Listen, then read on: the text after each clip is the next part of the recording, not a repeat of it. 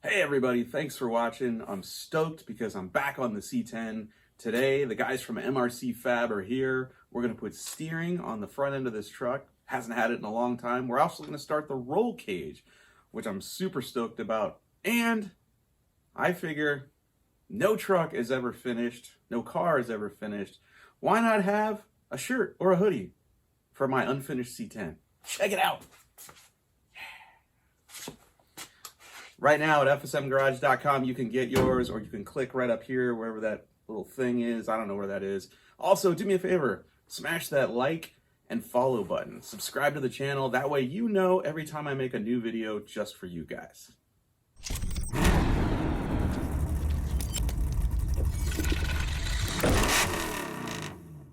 Let's take a look at what we're working with here.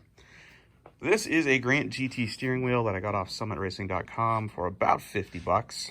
That's a Woodward precision power steering quick release hub. That's about 100 bucks.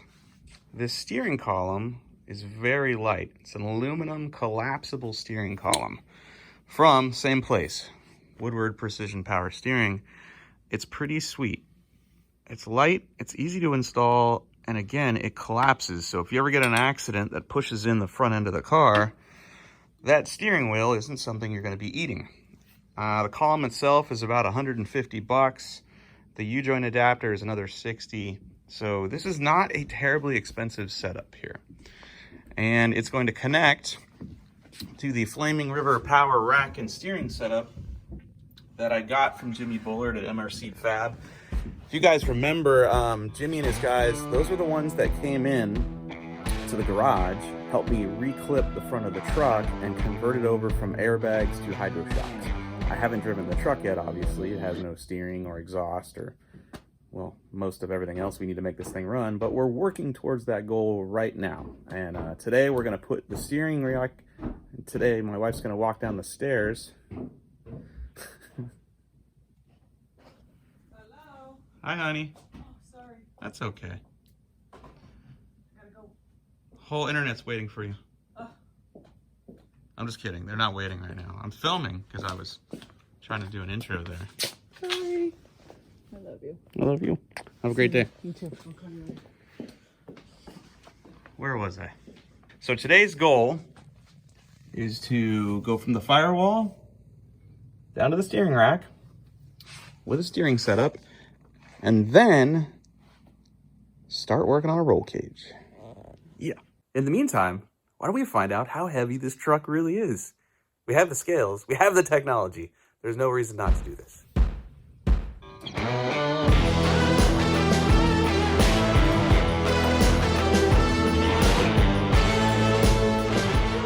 There's your answer, 3126 with no gas in it, no driver in it, only one seat, and a battery. There's no drive shaft in it either. So it needs wiring, plumbing, gauges, roll cage. I bet it'll be 3,400 pounds, like when it's done. What did you guess? I guess 3660. I guess 35. Jimmy, what were you at? 3425. What were you? 3300. Wow, we were all way off. Oh, and he's going. Well, at least we got the answer before it fell off the scales. It really wants to work, that's all. It's just like, all right, let's start working on it. The original hole that was in my Firewall that the guys from Scott's Hot Rods put in there, and it had this billet deal here for the steering column to go through, and it was a big old steering column. We're gonna go to a race column, and so that spherical bearing and that aluminum adapter has got to go on the Firewall, and we're gonna move it over a little bit just to make everything line up a little better. And so right now we gotta fill the hole in the Firewall because that hole is way too big. You got any more? Right there, perfect. Alright, that's good. Perfect. Very well done.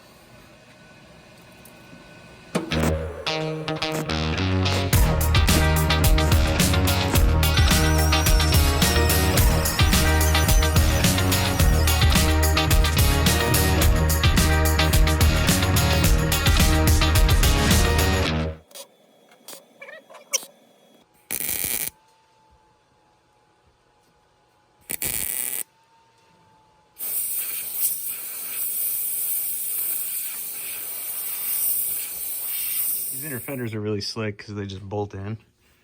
And the truck still lays on the ground with the 20 by 11 inch wheels I put on here from Forge Line. And I'm pretty sure we're going to be able to keep most of this inner fender intact, even with the roll cage bars coming into the engine compartment. Right now I'm going to pull these out so that we can plot and plan the steering shaft. A different tool here. There she is. Hole is filled. You can barely even tell it was there. I'll need a little bit of body work, but not much. That is our firewall fitting. Got our U-joint down on our rack. Now it's time to fit the steering column.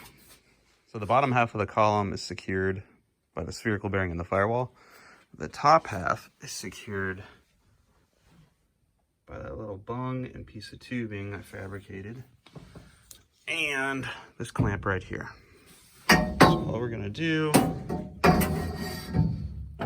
is insert the column into the firewall like that. And shove a bolt right in here. Bear with me, I'm holding the camera and operating heavy equipment at the same time.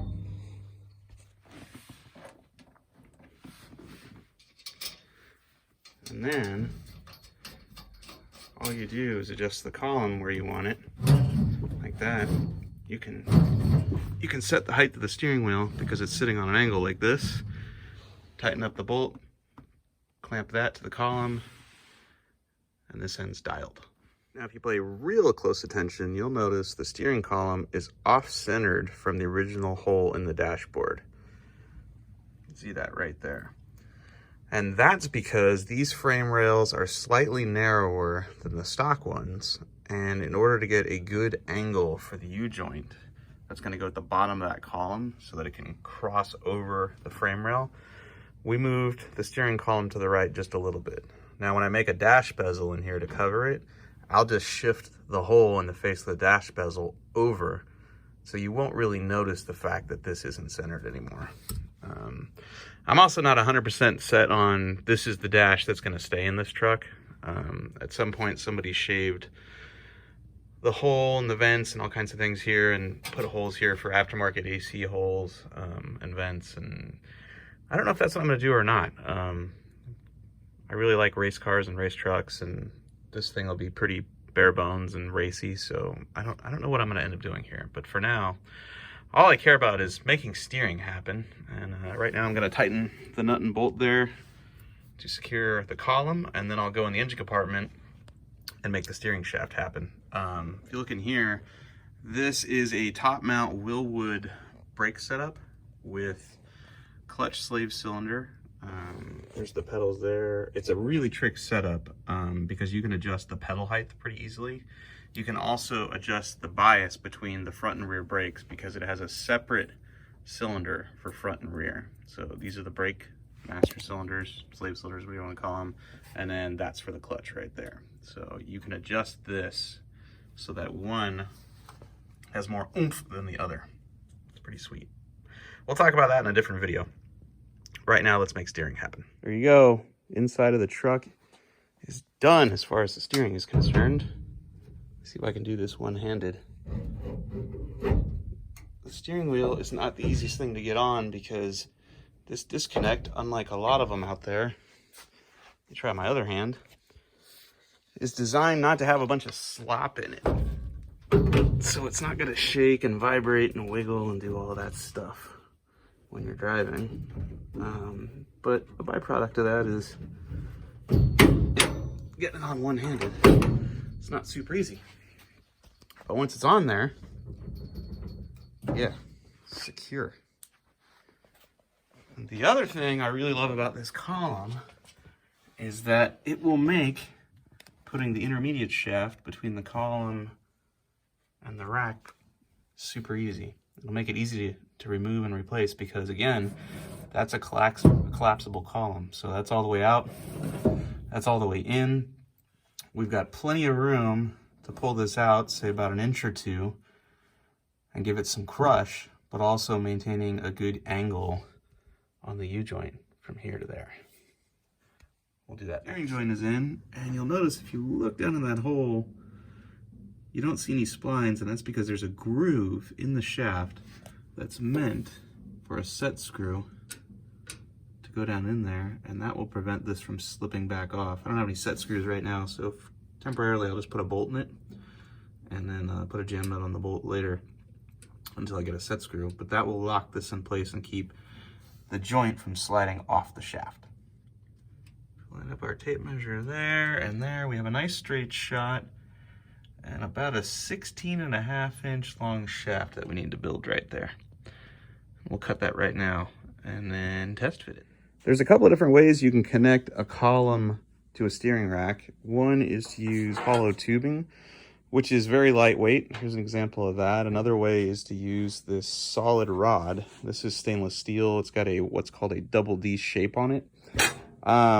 Flaming River kind of has a unique joint on their rack, and they use the double D stuff on most of their stuff. So we'll cut this down to 16.5 inches, and then it will slide into both of our shafts. We'll give it some set screws, and we are done.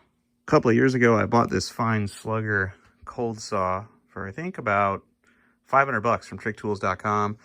Happy to report I'm still in love with it. I think I've only replaced the blade 4 times after all this cutting that I've done, and it still works like butter. Watch this. We're about to go through 3/4 inch thick stainless steel rod, and I think this blade is missing a tooth, and it'll still do it. Just as soon as I plug it in.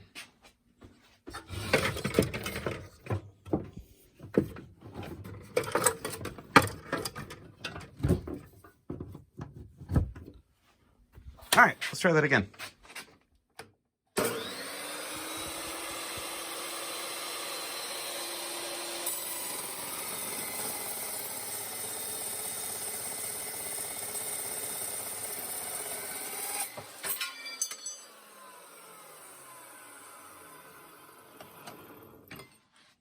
Look at that. Look at that, and hardly any burr. Like, I don't have to do any prep work afterwards, really, other than sand that smooth real quick and then install it. I love you, saw. And no, they didn't pay me to say that. Well, what I thought was a straight shot wasn't actually straight enough, and I have to put an intermediate joint in here, and the angles here are pretty aggressive, but I'm hoping now that between the intermediate joint and the joint coming out of the firewall, I have a straight shot. I'm gonna have to add a support to that center shaft of our steering. To do that, I'm gonna build something to hold a threaded rod end.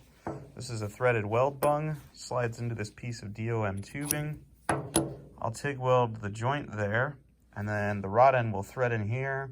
The steering shaft will go through the rod end. This will get welded to the chassis of the truck, and that'll keep everything from flopping around. I've already cleaned these parts. Note that I've beveled the edge of the tubing. There's already a beveled edge on the weld bung. So that will just get filled right there with weld, and then we'll mate it to the truck.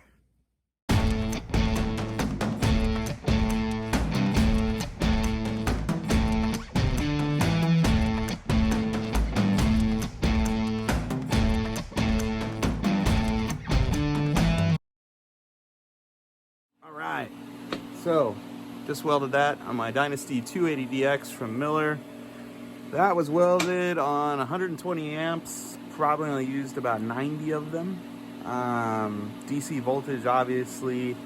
I used a 1/16 of an inch 702 filler rod. I used a Furic number 14 cup. I really like this cup. It's massive, obviously, but that allows me to stick the tungsten out pretty far and get into some tight spaces. Obviously I didn't need that here, but still, I like that cup. And now, as soon as that cools off, we'll thread the rod end into it and then weld the bung to the chassis of the truck, finishing our steering system. Okay guys, here she is. We have steering. There's the rack. There's the rod end I just talked about. threaded bung that I TIG welded to the tube. The tube is MIG welded to the frame of the truck. Intermediate joint and column. I did end up being able to slide the column out a little bit more than I anticipated, which is good. So it still will collapse about that far if I get in an accident. It's not a lot, but it's something. I need to go back and replace all these with set screws and jam nuts, but other than that, we have steering. Yes. I'm stoked on that. And the next video I put up about this truck will probably be about the roll cage. We got a bunch of work done to it, but this video is getting long, so I'll put up another one real soon about the roll cage and show you how all of that got done. Thanks for watching, and thanks for the support. Please subscribe if you haven't already, and I will see you real soon.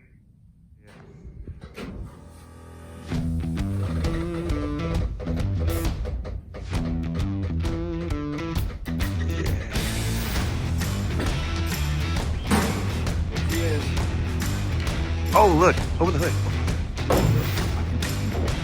The hood's actually bolted on. The inner fenders are back in. Actually got those to fit. Oh, we have accessories now. Look, our supercharger filling in the room. So let me finish the front half of the roll cage and we'll go ahead and of course everything else, but